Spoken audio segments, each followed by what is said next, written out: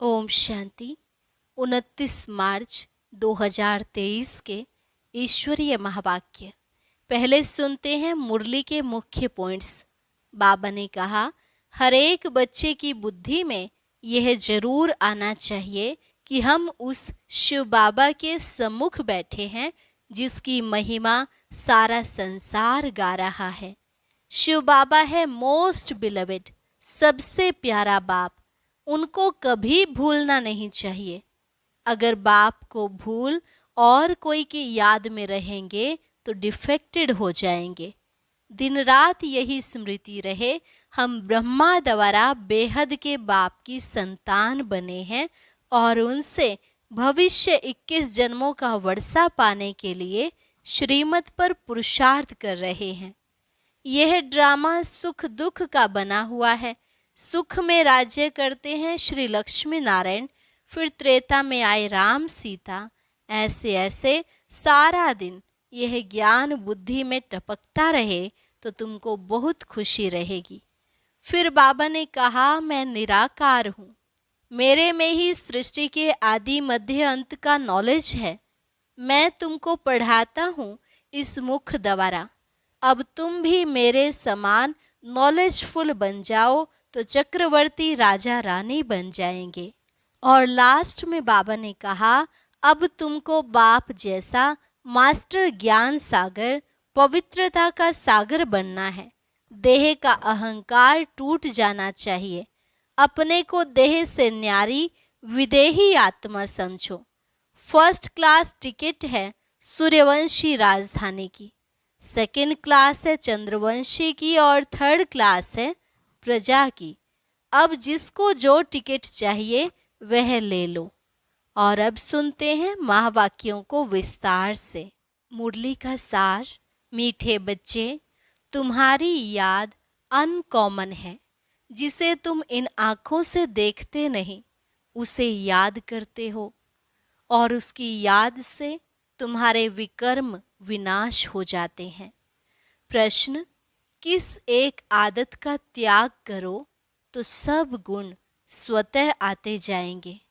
उत्तर, आधा कल्प से देह अभिमान में आने की आदत जो पक्की हो गई है, अब इस आदत का त्याग करो।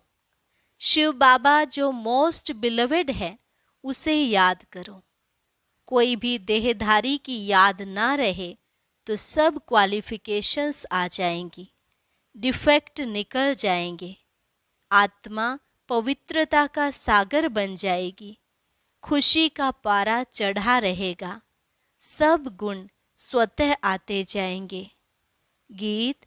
ओम नमो शिवाय। ओम शांति।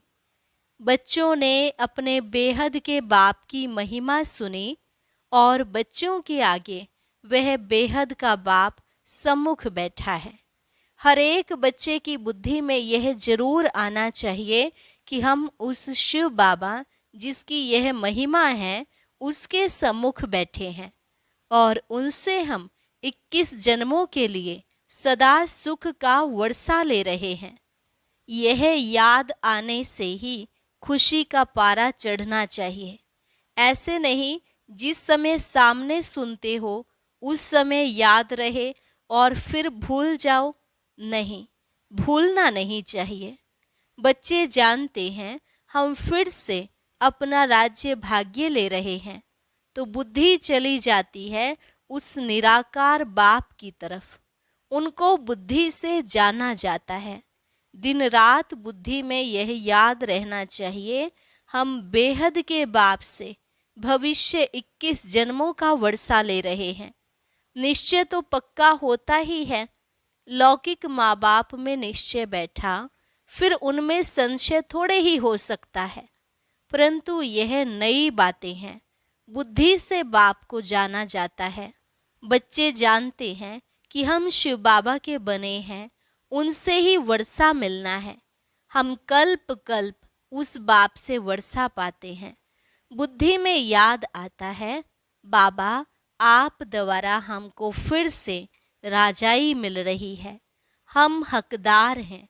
जबकि हकदार हैं तो जरूर बाप को याद करना होगा। लौकिक बाप से वर्षा लेते हैं वह तो बहुत याद पड़ जाता है। इसमें अनकॉमन बात यह है, जो बाप को याद करने से हमारे पाप भस्म होंगे, इसलिए बाप को याद करना पड़ता है। लौकिक बाप की याद तो ऑटोमेटिकली रहती है। इन आँखों से देखते हैं, बच्चा पैदा होता और मम्मा बाबा कहता रहता। यह बाप इन आँखों से दिखाई नहीं पड़ता, बुद्धि से याद करना है। हम शिव बाबा की ब्रह्मा द्वारा संतान बने हैं और 21 जन्मों का वर्षा पाने के लिए श्रीमत पर पुरुषार्थ करते रहते हैं। इसमें पहले पहले मुख्य है पवित्रता। जितना याद करेंगे बुद्धि पवित्र होती जाएगी। ऐसे नहीं समझना हम तो बच्चे हैं ही हैं, बाप को याद नहीं करेंगे तो विकर्म विनाश नहीं होंगे। बहुत बच्चे समझते हैं हम तो बच्चे हैं और बाप को याद नहीं करते। कहते हैं ना, मुख से राम राम कहो, परंतु इस राम का, शिव बाबा का चित्र तो है नहीं। इसलिए मनुष्यों का बुद्धि योग चला जाता है उस राम तरफ। सदगति दाता शिव को तो सभी भूले हुए हैं। अभी तुम जानते हो शिव बाबा आया हुआ है। पहले तो जरूर रचयिता शिव बाबा आया होगा, तभी स्वर्ग की रचना रची होगी। उनके बाद फिर राम का राज्य चला। अब तुम सतयुग त्रेता में राज्य करने के लिए बाप से वर्षा ले रहे हो। यह बुद्धि में चलना चाहिए। परम पिता परमात्मा शिव आते ही एक बार हैं। राम सीता लक्ष्मी नारायण आदि भी एक ही बार आते हैं। भले पुनर्जन्म लेते हैं, परंतु नाम रूप देश काल सभी बदल जाता है। राम सीता भी प्रारब्ध भोगने लिए पुनर्जन्म लेते हैं। यह ज्ञान सारा बुद्धि में टपकना चाहिए तो खुशी रहेगी। कोई को भी समझाना बहुत सहज है। स्वर्ग के रचयिता बाप से तुमको इस समय वर्षा मिल सकता है। बेहद के बाप को याद तो सभी करते हैं। बाप नई सृष्टि रचता है तो सभी सुखी हो जाते हैं। इस समय तो सभी दुखी हैं। यह ड्रामा ही सुख दुख का बना हुआ है। सुख में कौन राज्य करते हैं? लक्ष्मी नारायण। फिर त्रेता में राम सीता। तुम जानते हो इतने वर्ष इस घराने का राज्य चलता है। क्रिश्चियन समझेंगे हमारे क्राइस्ट ने राजाई रची। फिर Edward the first the second राज्य करते आए। पास्ट होता जाता है। भारतवासियों को तो कुछ भी पता नहीं है। तुम बच्चे जानते हो सतयुग में लक्ष्मी नारायण का राज्य था, जिसको ही हेवन स्वर्ग कहा जाता है, जो बाप ही स्थापन करते हैं। पतित दुनिया में आए तब तो पावन बनाए। यह याद रहना चाहिए। हम उस बाप से बेहद का वर्षा ले रहे हैं श्रीमत पर और धारणा कर रहे हैं। यह भूलना नहीं चाहिए। बरोबर शिव बाबा कल्प पहले भी आया था, जिसका यादगार भी है। अब वह फिर से आया हुआ है। पहले आते हैं निराकार शिव बाबा, वह आकर तुमको देवी देवता बनाते हैं। सतयुग में लक्ष्मी नारायण प्रैक्टिकल में राज्य करेंगे। फिर भक्ति मार्ग में पुजारी बन चित्र आदि बनाएंगे। लक्ष्मी नारायण का इस समय कोई एक्यूरेट चित्र तो नहीं है। फिर प्रैक्टिकल में आएंगे। अब शिव बाबा तुमको प्रैक्टिकल में पढ़ा रहे हैं ब्रह्मा द्वारा। कितनी सीधी बात है।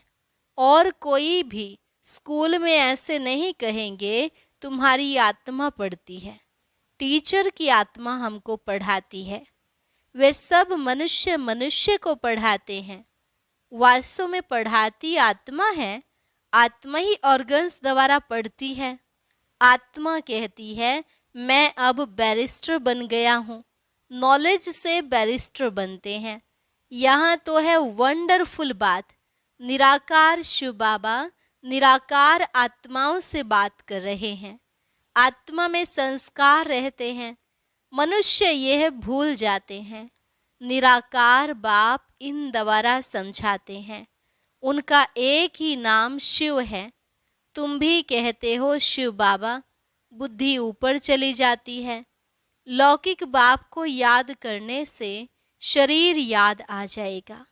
शिव बाबा का शरीर तो है नहीं, परमात्मा का मंदिर ही निराकारी रूप का है। आकारी देवताएं हैं, साकारी मनुष्य है। वह है ही निराकार शिव।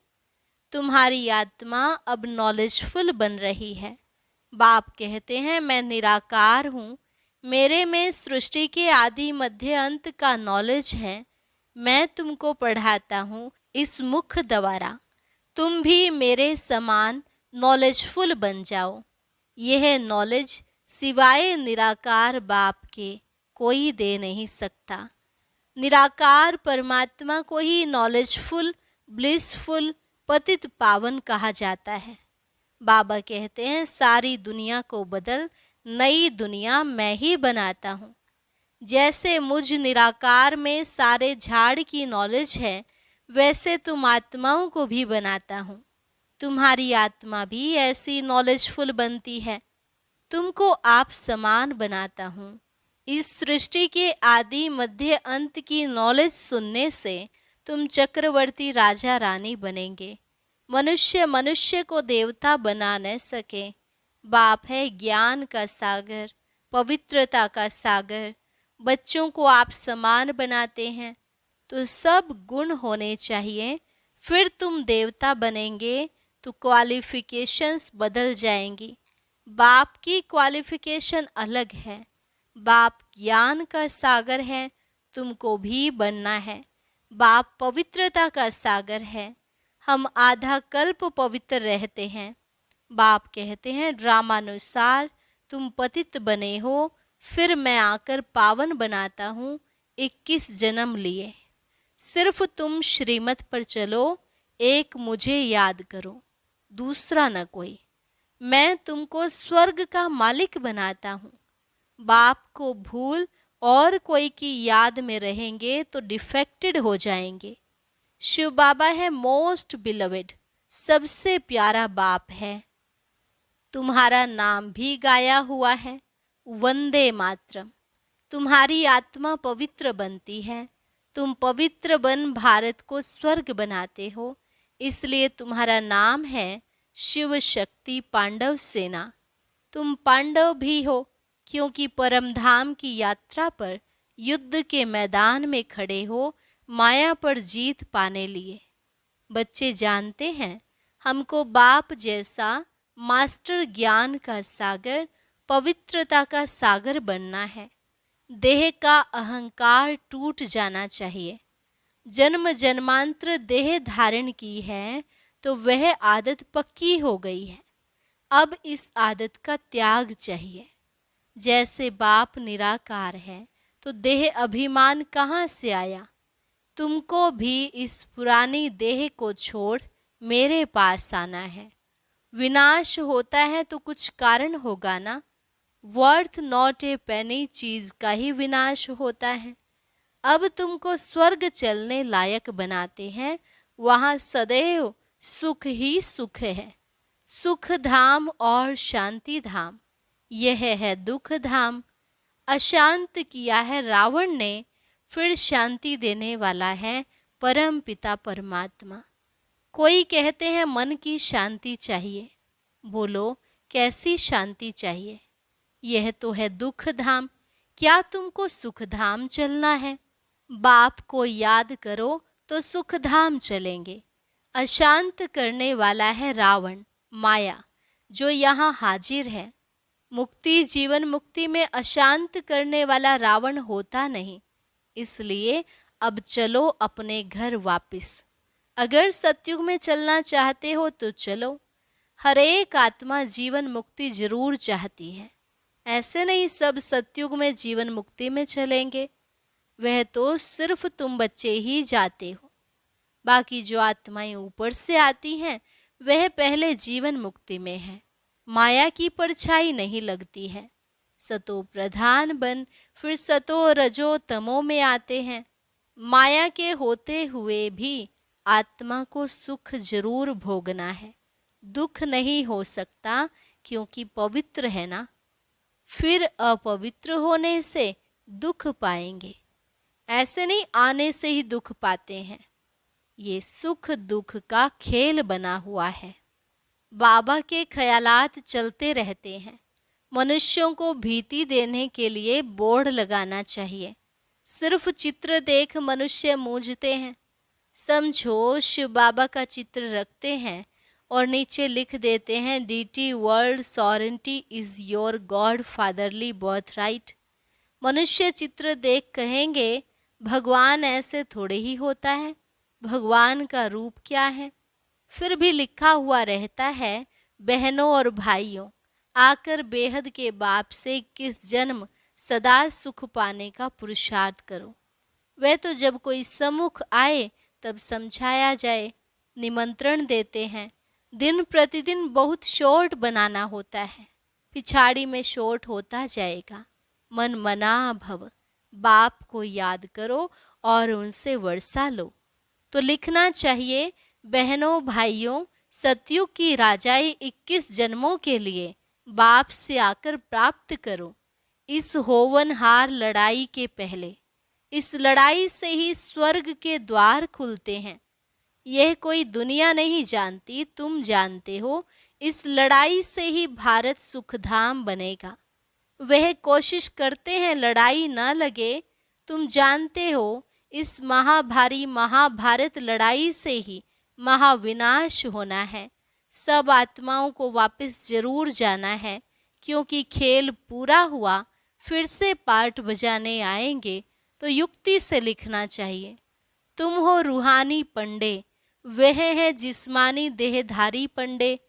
तुम अपने को विदेही आत्मा देह से अलग समझते हो। तुम जानते हो बाप हम आत्माओं को ले जाएंगे, तो तुमको लिखना पड़े कि बेहद के बाप से आकर वर्षा लो। निराकार अक्षर जरूर लिखना है। तुम जानते हो बाबा आया हुआ है इस कर्म क्षेत्र पर, हम भी वहाँ से आते हैं। सभी आत्माएं जो एक्टर्स हैं, इम्पेरिसेबल हैं, इमार्टल आत्माएं हैं, कब मरती नहीं। यह अच्छी रीति निश्चय हो जाना चाहिए। हम शिव बाबा से अनेक बार वर्षा ले चुके, फिर भी लेंगे।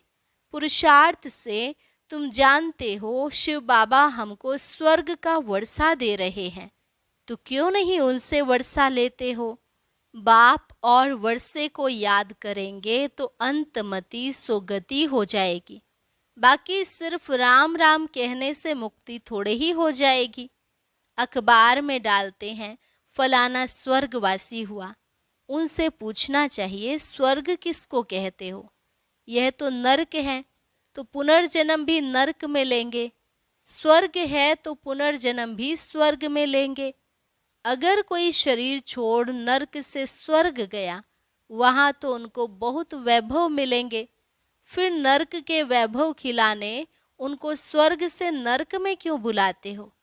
उनको नरक का भोजन खिलाएंगे तो ऐसी बुद्धि हो जाएगी, जैसा अन्न वैसा मन हो जाएगा। स्वर्ग में तो दूध घी की नदियाँ बहती हैं, तुम तो घासलेट का खाना खिलाएंगे। श्रीनाथ द्वारे में अच्छे घी का भोग लगता है, क्योंकि वहाँ राधे कृष्ण का चित्र है, तो उन्हों की याद में भोग भी अच्छे अच्छे वैभव बनाकर लगाते हैं। ऐसा भोग और कहाँ नहीं लगता। जगन्नाथ का भी मंदिर है, वहाँ चावल का भोग लगाते हैं, वहाँ वैभव नहीं चढ़ाते। अब तो नरक है तो दुख है, स्वर्ग में तो सुख था। बाप समझाते तो बहुत अच्छा है, परंतु धारणा नंबरवार होती है। यह भी ड्रामा में नूंद है। ड्रामा अनुसार नौकर चाकर भी बनने हैं। 3rd क्लास टिकट भी कोई तो जरूर लेंगे ना। 1st क्लास है सूर्यवंशी राजधानी, 2nd क्लास चंद्रवंशी राजधानी, 3rd क्लास है प्रजा। उनमें भी नंबरवार हैं। अब जिसको जो टिकट चाहिए वह लेवे। अच्छा, मीठे मीठे सिकिलधे बच्चों प्रति माता पिता बाप दादा का याद प्यार और गुड मॉर्निंग। रूहानी बाप की रूहानी बच्चों को नमस्ते। रूहानी बच्चों की रूहानी बाप दादा को नमस्ते नमस्ते। Good morning. धारणा के लिए मुख्य सार। पहली पॉइंट, बाप समान ज्ञान का सागर, पवित्रता का सागर बनना है। विदेही बनने का अभ्यास करना है। बाप की याद से बुद्धि को पवित्र बनाना है। सदा इसी नशे में रहना है कि बेहद के बाप से हम 21 जन्मों का वर्षा ले रहे हैं। वरदान, न्यारेपन के अभ्यास द्वारा पास विद ऑनर होने वाले ब्रह्मा बाप समान भव। न्यारेपन के अभ्यास द्वारा पास विद ऑनर होने वाले ब्रह्मा बाप समान भव। जैसे ब्रह्मा बाप ने साकार जीवन में कर्मातीत होने के पहले न्यारे और प्यारे रहने के अभ्यास का प्रत्यक्ष अनुभव कराया। सेवा व कोई कर्म छोड़ा नहीं, लेकिन न्यारे होकर सेवा की। यह न्यारापन हर कर्म में सफलता सहज अनुभव कराता है। तो सेवा का विस्तार भले कितना भी बढ़ाओ, लेकिन विस्तार में जाते सार की स्थिति का अभ्यास कम ना हो, तभी डबल लाइट वन कर्मातीत स्थिति को प्राप्त कर डबल ताजधारी ब्रह्मा बाप समान पास विद ऑनर बनेंगे। स्लोगन, स्वयं को ऐसा शक्ति स्तंभ बनाओ जो अनेकों को नई जीवन बनाने की शक्ति प्राप्त हो। स्वयं को ऐसा शक्ति स्तंभ बनाओ जो अनेकों को नई जीवन बनाने की शक्ति प्राप्त हो। अच्छा, और अब सुनते हैं आज का अव्यक्त ज्ञान मोती। ये एक बहुत संस्कारितापूर्ण वीडियो है, जरूर देखें, कोई भी मिस ना करे।